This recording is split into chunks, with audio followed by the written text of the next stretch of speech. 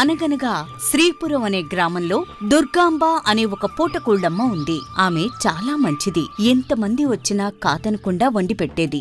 ఎవరు ఎంతిచ్చినా పుచ్చుకునేది. అనేక మంది బాటసారులకు బాగా పరిచయం ఉన్న పేరు. ఒకరోజు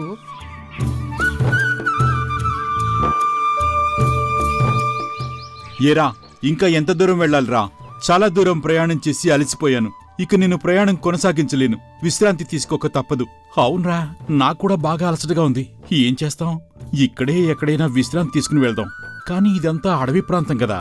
మనం ఏ కొంచెం యామరపాటుగా ఉన్నా ఏ జంతువైనా వచ్చి మన మీద పడి దాడి చేసే అవకాశం ఉంది. అవునరా కేశవ, ఇక్కడ దగ్గరలో ఏదైనా సత్రం ఉంటే బాగుండు. కొంచెం సేపు విశ్రాంతి తీసుకోవచ్చు. ఇక్కడికి దగ్గరలో శ్రీపురంలో దుర్గాంబ అని ఒక పూటకోళం ఉందంట్రా. అక్కడికెళితే మంచి భోజనంతో పాటు ప్రశాంతంగా కొంచెంసేపు విశ్రాంతి కూడా తీసుకోవచ్చు. ఇక్కడ భయపడుతూ ఉండే కన్నా శ్రీపురం వెళ్లడమే సరైన నిర్ణయం అనుకుంటున్నాను. పైగా మంచి భోజనం కూడా దొరుకుతుందంటున్నావుగా. ఇంకెందుకు ఆలస్యం? పద, కొద్దిగా కష్టపడితే అక్కడికి చేరుకోవచ్చు. అలా కొంత ప్రయాణం తర్వాత శ్రీపురంలో పూటకూళ్ళమ్మ దగ్గరకు చేరుకుంటారు ఆ ఇద్దరు స్నేహితులు. ఏం నాయనా, ఎక్కడ్నుంచొచ్చారు? చూస్తుంటే బాగా ఆకలి మీద ఉన్నట్టున్నారు. కాళ్ళు కడుక్కుని రండి, భోజనం వడ్డిస్తాను. అవునమ్మా, చాలా దూరం నుంచి ప్రయాణం చేసి వస్తున్నాం. అలసటతో పాటు బాగా ఆకలిగా కూడా ఉంది. అలాగా? ఏ ఊరు నుండి వస్తున్నారు? ఏ పని మీద వెళ్తున్నారా? అడుగుతున్నానని అనుకోకండి. ఇక్కడికొచ్చిన వారి వివరాలు కనుక్కుంటూ ఉండడం నాకు అలవాటైపోయింది. మేం ఘంటసాల నుంచి వస్తున్నామమ్మా. విజయనగరం వెళ్తున్నాం. అక్కడ రాజుగారి కొలువులో చదువుకున్న యువకులకి ఉద్యోగ అవకాశాలు ఉన్నాయంటే అక్కడికి బయలుదేరాం. మంచిది నాయనా. ఆ రాజుగారు కూడా దయాళుడని విన్నాను. మీకు మంచి ఉద్యోగం దక్కాలని ఆ భగవంతుణ్ణి వేడుకుంటున్నా. నువ్వెంత మంచిదానివమ్మా. మేమెవరో తెలియకపోయినా మాకు మంచి ఉద్యోగం దక్కాలని కోరుకుంటున్నావు. మీరు నా పిల్లల్లాంటివారు నాయనా. అది సరేగాని భోజనం ఎలా ఉంది? రుచిగా ఉందా? ఏదో ముసలిదాన్ని నాకు వచ్చినట్టు వండి పెడుతుంటాను. ఇంతకీ మీకు నచ్చిందా? అచ్చం మా అమ్మ చేతి వంటలాగా ఉంది. మాకు బాగా నచ్చిందమ్మా. మేం భోజనం చేసిన తర్వాత ఇక్కడే కొంచెం విశ్రాంతి తీసుకుని బయలుదేరదామనుకుంటున్నాం. దానికి మీ అనుమతి కావాలి. అదెంత భాగ్యం నాయనా. మీకు ఇష్టం వచ్చినంతసేపు ఇక్కడ విశ్రాంతి తీసుకుని వెళ్ళొచ్చు. కానీ రాత్రి ప్రయాణం చేయకండి. ఇక్కడ క్రూర మృగాలు ఎక్కువగా సంచరించే అవకాశం ఉంది. మీరు రేపు ఉదయమే బయలుదేరి వెళ్ళండి. మీ మనసు మీ భోజనం కన్నా కమ్మగా ఉందమ్మా. మీరు ఈ సమయంలో మాకు దేవతలా కనపడుతున్నారు. ఇంక నన్ను పొగటం ఆపేసి వెళ్ళి విశ్రాంతి తీసుకోండి. రేపు కోడి కూతతోనే మిమ్మల్ని నిద్ర లేపుతా. కాస్త ఏదైనా తిని బయలుదేరుతురుగాని. అక్కడ మీ విశ్రాంతి గది ఉంది, వెళ్ళండి.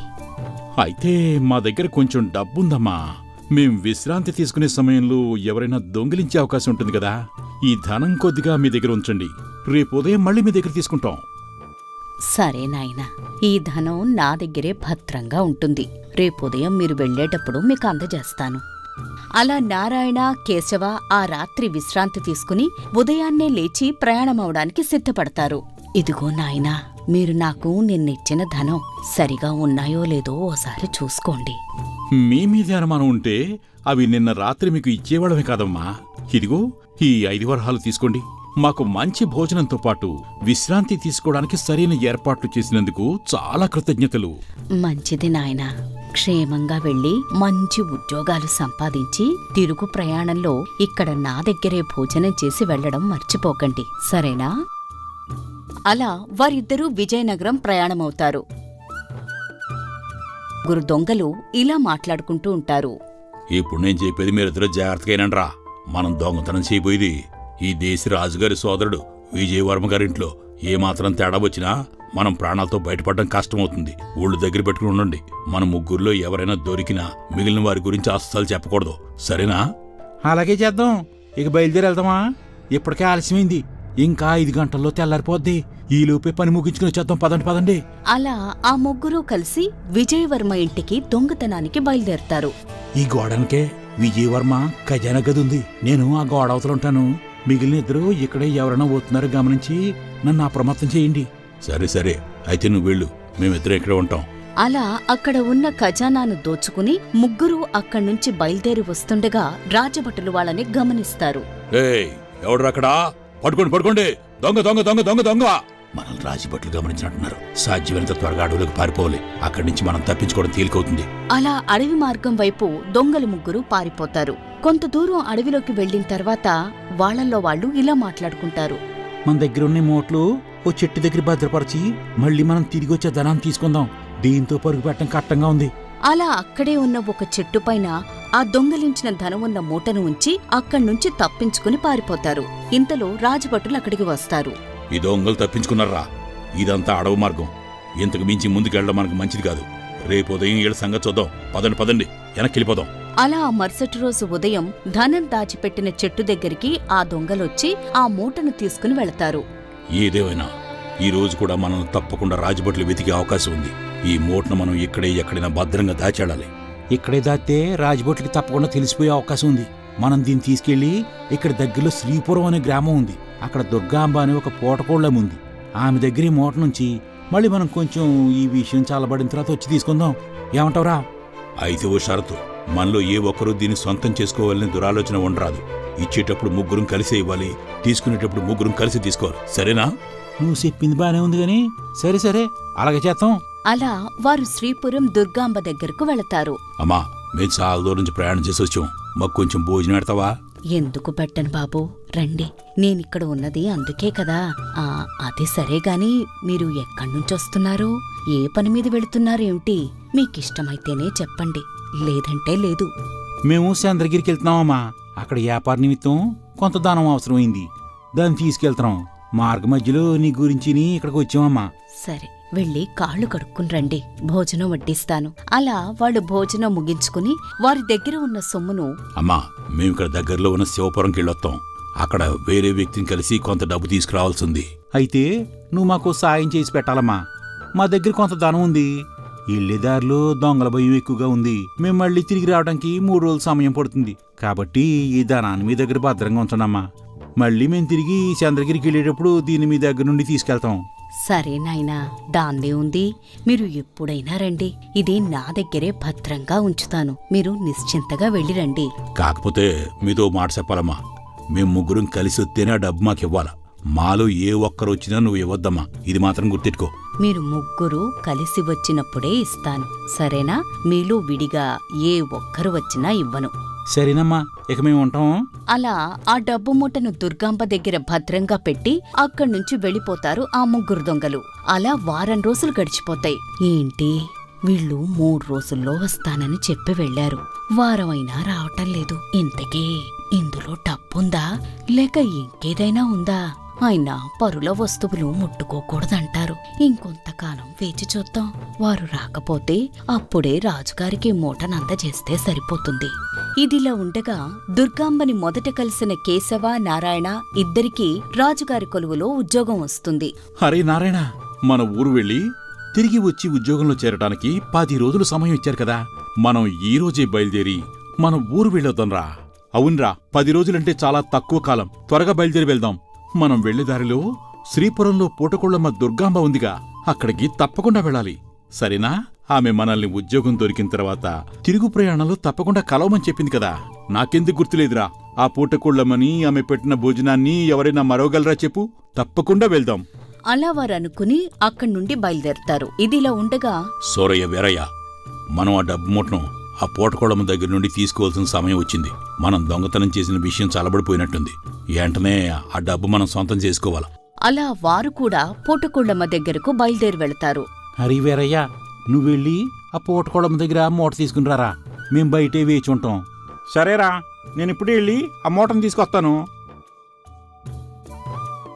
అలా ఆ ముగ్గురిలో ఒకరు దుర్గాంబ దగ్గరికి వెళ్తారు. ఏం బాబూ, 3 రోజుల్లో వస్తానని దాదాపు 15 రోజులైపోయింది. ఏమైంది ఇంత ఆలస్యం చేశారు? ఇంకా 2 రోజులు చూసి ఈ మూటను రాజభటులకు అప్పచెబుదాం అనుకుంటున్నాను. అవును, నువ్వొక్కడివే వచ్చావేమిటి? మిగిలిన 2 ఏరి? ముగ్గురు కలిసి వస్తే గాని నేను ఈ మూట నీకివ్వను. వెళ్ళి వాళ్లను కూడా తీసుకునిరా. అయ్యో, అంత పని చేయకండి. మేము ముగ్గురం కలిసే వచ్చామమ్మా. వాళ్ళు బయట వేచి ఉన్నారు. నన్ను మూట తీసుకుని రమ్మంటే నేను లోపలికి వచ్చాను. సరే, ఆ మూట నాకిస్తే బయలుదేరతాను. నువ్వు అబద్ధం ఆడుతున్నావు. మిగిలిన ఇద్దరూ వస్తే గాని నేని మూట ఇవ్వను. అయ్యో ముగ్గురు కలిసే వచ్చామమ్మా. కావాలంటే నువ్వే చూడు, ఆ ఇద్దరు మీ ఇంటి బయటే నుంచుని ఉన్నారు. ఇదిగో ఈ కిటికీలోంచి కనపడుతున్నారు చూడు. ఆ ఏమయ్యా, ఈ మూట ఇచ్చి పంపించమంటారా? ఇచ్చి పంపించమన్నట్టుగా బయట నుంచి చంద్రయ్య చెయ్యి ఊపుతాడు. సరే చూసావుగా, ఇంకే మూట. ఆ సరే సరే, ఇదిగో ఈ మూట తీసుకుని వెళ్ళు. ఆ మూట అందుకున్న వీరయ్య ఆ గదికి ఇంకో ద్వారం నుంచి బయటకు పరుగున పారిపోతాడు. అది గమనించిన చంద్రయ్య, సూరయ్య లోపలికొస్తారు. ఏయ్ ముసల్దానా, ఎంత పని చేశావు? నువ్వు ఆడు కలిసి నాటకం ఆడి ఆ మూటలో ధనం అంతా కాజేద్దాం అనుకున్నారా? చెప్పు, ఆ వీరయ్యగా డెడిపోయాడు చెప్పు. నాకేం తెలుసయ్యా, మీరలా మాట్లాడుకున్నారు. మిమ్మల్ని కేకేసి అడిగిన తర్వాతే కదా వీరయ్యకి మూటిచ్చాను. ఆ మూట పట్టుకుని పారిపోతే నేనేం చేసేది? నన్ను మధ్యలో అనవసరంగా ఇందులో ఇరికిస్తారేమిటి? ఈ ముసల్దానికి ఇలా చెప్తే వినట్లేదు. ఇక్కడ ఉన్న గ్రామాధికారి దగ్గర తీసుకెళ్తే గానీ దీనికి బుద్ధి రాదు. పద. ఈలోపు అదే మార్గం గుండా శ్రీపురంలో ఉన్న పూటకోళమ్మను కలవటానికి కేశవ, నారాయణ ఇద్దరూ అటువైపుగా వస్తారు. అరే చూడు చూడు చూడు, ఆమె మనకు అన్నం పెట్టిన పూటకోళ్ళమే కదా. అదేంటి గ్రామాధికారి దగ్గరకు విచారణకు వచ్చినట్టు కనపడుతోంది? ఏం జరిగిందబ్బా? అదే నాకు అర్థం కావట్లేదురా. ఇంత మంచి మనిషిని గ్రామాధికారి దగ్గరకు తీసుకొచ్చారేంటి? ఏం జరిగిందో మనం ఇక్కడి నుండి గమనిద్దాం. అలా చంద్రయ్య, సూరయ్య గ్రామాధికారికి జరిగిందంతా వివరిస్తారు. విన్న తర్వాత గ్రామాధికారి ఇలా అంటాడు. ఏమ్మా, వాళ్ళు ముగ్గురు కలిసి వస్తే కదా ఆ మూట ఇవ్వవలసింది. వాళ్లల్లో ఒక్కరు వస్తే ఎందుకిచ్చావు? అటువంటప్పుడు తప్పు నీదే అవుతుంది. తెలిసి ఎందుకు చేశావమ్మా ఇలాగా?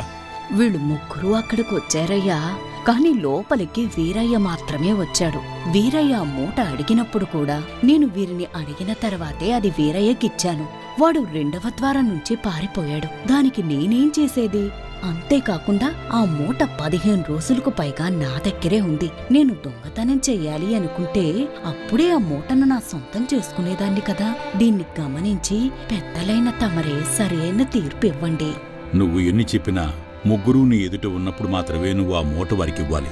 కాబట్టి నువ్వు 2000 వరహాలు వారికి చెల్లించాలి. లేని పక్షంలో 2 సంవత్సరాల కఠిన కారాగార శిక్ష విధించబడుతుంది. ఇదంతా అక్కడే ఉండి గమనిస్తున్న కేశవ, నారాయణ ఇలా అనుకుంటారు. అదేంట్రా, పాపం డబ్బు సంచి దాచిపెట్టి ఉంచినందుకు ఆమెకు 2000 వరహాలు చెల్లించాలని తీర్పిచ్చారు. ఈ తీర్పు తప్పుగా ఉందిరా. దీన్ని మనం ఏదో ఒకటి చేసి ఆ పుట్టుకుళ్ళమని రక్షించాలి. పద పద. అలా వారు గ్రామాధికారి ముందుకు చేరి, అయ్యాయా, మీరు మమ్మల్ని క్షమించినట్టయితే మీరిచ్చిన తీర్పులో తప్పుందండి. అది మీకు మేం తెలియజేయాలనుకుంటున్నాం. నేనిచ్చిన తీర్పులోని తప్పిదిమా. ఇంతవరకు ఎప్పుడూ అలా జరగలేదు. నిరూపించండి, లేకుంటే తగిన శిక్ష అనుభవించవలసి ఉంటుంది. అయ్యా, మీరు ఇచ్చిన తీర్పులో ముగ్గురు కలిసి వచ్చినప్పుడు కాకుండా వీరయ్య వచ్చినప్పుడు మాత్రమే ఆ దుర్గాంబ మూట ఇచ్చింది అంటున్నారు. అంతవరకు బాగానే ఉంది. కానీ ఇక్కడ చిన్న విషయం మీరు మర్చిపోతున్నారు. అవునండి గ్రామాధికారి గారు, ఆ పూటకోళ్ళమ్మ పెద్దదవడం వల్ల కొంచెం మతిమరపొచ్చింది. ఆ మూట ఆమె దగ్గరే భద్రంగా ఉంది. అవునా? ఆ మూట ఆమె దగ్గరే ఉందా? మరి వీరయ్యకు ఇచ్చేశారని చెబుతోందేమిటి? చెప్పాం కదా గ్రామాధికారి గారు, కొంచెం మతిమరుపు ఉందని. ఇక్కడికి వారు వచ్చే ముందే మాకా మూట చూపించింది. ఆ మూటను వాళ్లకు అందజేయమని మాకు ఇచ్చింది కూడా. మేం దాన్ని భద్రంగా దాచిపెట్టి ఉంచాం. ఇక ఇందులో సమస్య ఉంది. అయితే ఆ మూటను తీసుకొచ్చి ఆ ఇద్దరికి అప్పచెప్పండి. ఇక్కడే సమస్య ఉందండి. వారి షరతేంటి? ముగ్గురు కలిసి వస్తేనే కదా వాళ్ళకి ఆ మూట ఇవ్వమంది. మరి ఇక్కడ ఉంది ఇద్దరే కదా. ఆ మూడవ వ్యక్తిని కూడా తీసుకురమ్మనండి. అప్పుడు వాళ్ళకి ఈ మూట ఈ పూటకోళ్లమ్మ ద్వారానే ఇప్పిస్తాం. నేను అన్నది సరిగ్గానే ఉందంటారా గ్రామాధికారి గారు? భళా యువకులారా భళా, మీరు సరైన తీర్పిచ్చారు. అయితే మీరిద్దరూ వెళ్లి ఆ మూడో వ్యక్తిని తీసుకురండి. అప్పుడు ఆ పూటకోళ్లమ్మ తప్పకుండా ఆ మూట మీకిస్తుంది. ఇక మీరు బయలుదేరండి. తీర్పు ముగిసింది. ఒక్క క్షణం గ్రామాధికారి గారు, అసలు వీరు ఎవరు? ఆ మూట ఎక్కడ్నుంచి వాళ్ళకి వచ్చిందో కనుక్కున్నారా? చెప్పండి. ఆ మూట మీరు ఎక్కడి నుంచి తీసుకొచ్చారు? ఎక్కడికి తీసుకెళ్తున్నారు? అలా గ్రామాధికారి గట్టిగా అడిగేటప్పటికీ వాళ్లు సమాధానం చెప్పలేక తడబడతారు. నన్ను చెప్పమంటారా? వీరు ఆ మూట పుట్టకొళ్లమ్మకు ఇచ్చిన ముందు రోజే రాజుగారి సోదరుడైన విజయవర్మ గారింట్లో దొంగతనం జరిగింది. ఆ దొంగతనం చేసింది వీళ్ళిద్దరితో పాటు ఆ మూటను ఎత్తుకుని వెళ్లిన మూడవ దొంగ కూడా. ముగ్గురు కలిసి ఆ మూటను విషయం చల్లారే వరకు పూటకొళ్లమ్మ దగ్గరే ఉంచాలనుకున్నారు. కొంత సద్దుమణిగిన తర్వాత ఆ మూటను తీసుకువెళ్లటానికి తిరిగి వచ్చినప్పుడు మూడవ వాడు వీళ్లను మోసం చేసి దాన్ని తీసుకుని పారిపోయాడు. చేసేదేమీ లేక నష్టపరిహారం అమాయకురాలైన ఈ పూటకోళ్లమ్మ దగ్గర వసూలు చేద్దామనుకున్నారు. ఇది జరిగింది కదా. అవునో కాదో వారిని ప్రశ్నించండి గ్రామాధికారి గారు. ఈ యువకులు చెప్పింది నిజమా కాదా? చెప్పండి. దొంగలిద్దరూ భయంతో నీళ్లు నవ్వులుతూ ఉంటారు. ఈ ఇద్దరు దొంగల్ని చెరసాల్లో బంధించండి. సాధ్యమైనంత త్వరగా ఆ మూడవ దొంగను పట్టుకోండి. అలా ఆ సమస్య నుంచి పోటుకుళ్ళమ్మని బయటపడేసిన ఆ ఇద్దరు యువకులతో, అయ్యా మీరే కనుక లేకపోతే నేనీరోజు ఆ 2000 వరహాలు చెల్లించలేక చెరసాల పాలయ్యేదాన్ని. మీకు కృతజ్ఞతలయ్యా. అంత మాట ఎందుకులేమ్మా, అన్నం పెట్టిన చెయ్యిని మర్చిపోవడం మాకు చేత కాదు. అది సరేగాని మాకు మంచి భోజనం ఎప్పుడు పెడుతున్నావు అది చెప్పు ముందు. మీలాంటి యువకులను కన్న తల్లిదండ్రులు ఎంత గొప్పవారో. రండి రండి, ఇప్పుడే వెళ్ళి మంచి రుచికరమైన భోజనం మీకు వండి వడ్డిస్తా. అలా కేశవ నారాయణ ఇద్దరూ అన్నం పెట్టిన అమ్మని మర్చిపోకుండా పెద్ద ఆపద నుండి ఆమెను బయటపడేస్తారు. ఈ కథ కనుక మీకు నచ్చినట్లయితే లైక్ చేయండి, కామెంట్ చేయండి, సబ్స్క్రైబ్ చేయండి. ఇంకో విషయం, మరిన్ని అప్డేట్స్ కోసం పక్కనున్న గంటను గట్టిగా కొట్టడం మర్చిపోకండి.